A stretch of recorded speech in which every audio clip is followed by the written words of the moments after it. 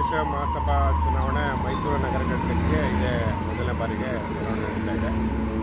ಸುಮಾರು 3163 ಮತದಾರರಿದ್ದಾರೆ.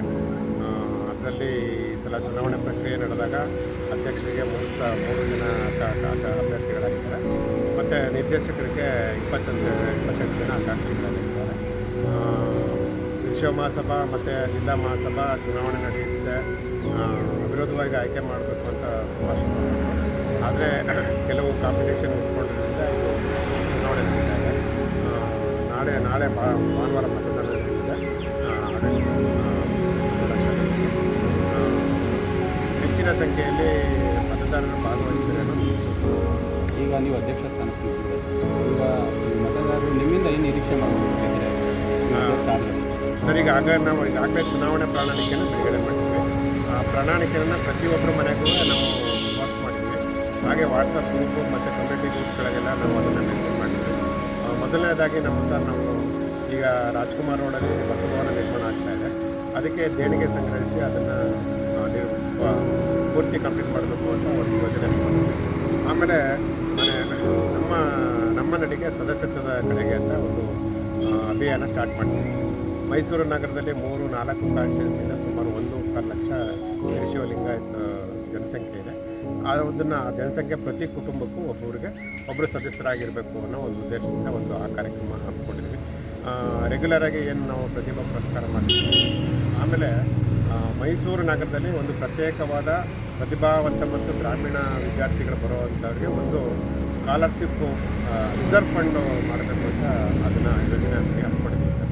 ದಾನಿಗಳಿಂದ ಅದನ್ನು ಸಂಗ್ರಹ ಮಾಡಿ ಯಾರೂ ಶಕ್ತಿ ಇಲ್ಲ ಅಂಥವ್ರಿಗೆ ಮೆರಿಟ್ ಇರ್ತದೆ ಕೆಲವರಿಗೆ ಅವರು ಫೀಸ್ ಕಟ್ಟೋಕ್ಕೆ ಆಗ್ತಿರೋಂಗಿಲ್ಲ ಅಂಥವ್ರಿಗೆ ಅದನ್ನು ಉಪಯೋಗಿಸ್ಕೋಬೇಕು ಅನ್ನೋ ಅದನ್ನು ಯೋಜನೆ.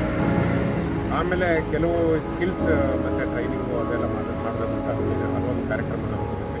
ಕೆಲವರಿಗೆ ಓದಿರ್ತಾರೆ, ಅದಕ್ಕೆ ತರಬೇತಿ ಇರಲ್ಲ, ಕೆಲವರಿಗೆ ನಾಲೆಡ್ಜ್ ಇರಲ್ಲ, ಆ ಥರ ಈ ಥರ ಎಲ್ಲ ಒಂದು ಕಾರ್ಯಕ್ರಮ ಕೊಡ್ತೀವಿ.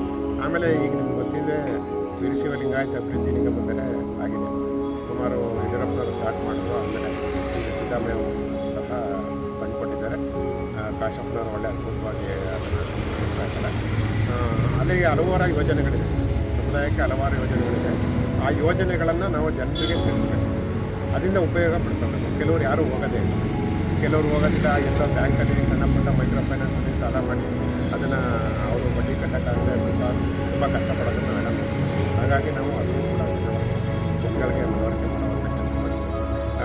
ನಮ್ಮ ಶಕ್ತಿ ಏನು ಅಂತ ಸದಸ್ಯತ್ವ ನೋಂದಣಿ ಮತ್ತು ಸಹಕಾರ, ಇಷ್ಟು ನಮ್ಮದು ಮೂಲ ಉದ್ದೇಶ ಆಗಿದೆ. ಇನ್ನು ಹೆಚ್ಚಿನ ರೀತಿ ಏನು ತುಂಬ ನಾವು ಅದು ಮಾಡ್ತೀವಿ ಅಂತ ನಾವೇನು ಎಕ್ಸ್ಪೆಕ್ಟ್ ಮಾಡ್ತಿಲ್ಲ. ಇದಿಷ್ಟು ನಾವೇನು ಯೋಜನೆಗಳು ಅಂದ್ಕೊಂಡಿದ್ದೀವಿ ಅಷ್ಟನ್ನು ನಾವು ಕಾರ್ಯಗತಕ್ಕೆ ತಂದಿದ್ದೇವೆ. ಸೊ ಯಾವ ರೀತಿ ರೆಸ್ಪಾನ್ಸ್ ಮಾಡ್ತಾರೆ ಸರ್? ಮತದಾರರು ತುಂಬ ರೆಸ್ಪಾನ್ಸ್ ಮಾಡ್ತಾ ಇದ್ದಾರೆ. ಏಕೆಂದರೆ ನಾನಿರ್ಬೋದು, ಅಂಜನಿ ಪ್ರಸಾದ್ ಇರ್ಬೋದು, ಅಥವಾ ನಮ್ಮ ಗೆಳೆಯರೆಲ್ಲರೂ ಇರ್ಬೋದು, ನಾವು ಸುಮಾರು 20 ವರ್ಷದಿಂದ ಸಾಮಾಜಿಕವಾಗಿ ಸಮಾಜದಲ್ಲಿ ಕೆಲಸ ಮಾಡ್ಕೊಳ್ತಾ ಇದ್ದೀವಿ. ಹಾಗಾಗಿ ನಾವು ಎಲ್ಲ ಹಿರಿಯರಿರ್ಬೋದು, ಕಿರಿಯರಿರ್ಬೋದು, ಎಲ್ಲರೂ ಕೂಡ ನಮ್ಮ ಜೊತೆ ಟಚ್ಚಲ್ಲಿದ್ದಾರೆ. ಹಾಗೆ ಎಲ್ಲರೂ ಕೂಡ ಎಲ್ಲರಿಂದಲೂ ನಮಗೆ ಬೆಂಬಲ ವ್ಯಕ್ತ ಆಗಿದೆ. ಹಾಗಾಗಿ ನಮಗೆ ಪೂರ್ಣ ಪ್ರಮಾಣದಲ್ಲಿ ನಮ್ಗೆ ಸಪೋರ್ಟ್ ಮಾಡಿ ನನ್ನ ಮತ್ತು ನನ್ನ ತಂಡದವ್ರನ್ನ ಎಲ್ಲರನ್ನೂ ಗೆಲ್ಲಿಸ್ತಾರೆ ಅನ್ನೋ ವಿಶ್ವಾಸ ಬಂದಿದೆ.